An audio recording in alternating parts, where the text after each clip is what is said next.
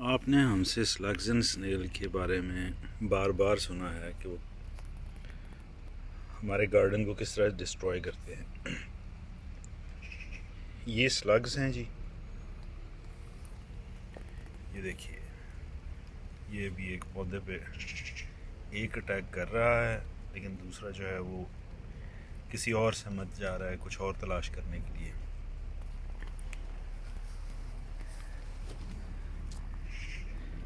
ये स्नेल हैं,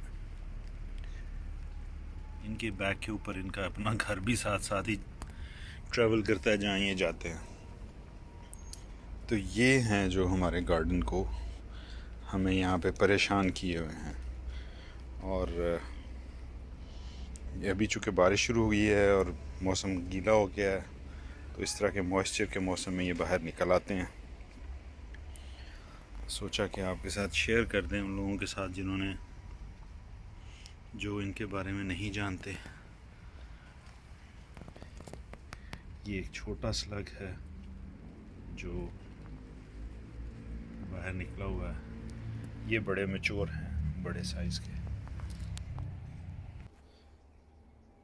यहाँ थोड़ा सा मैंने जो गार्डन की पुराने मरे हुए पौधे थे जो हार्वेस्ट किए थे वो डाले हुए हैं। तो दिखाने का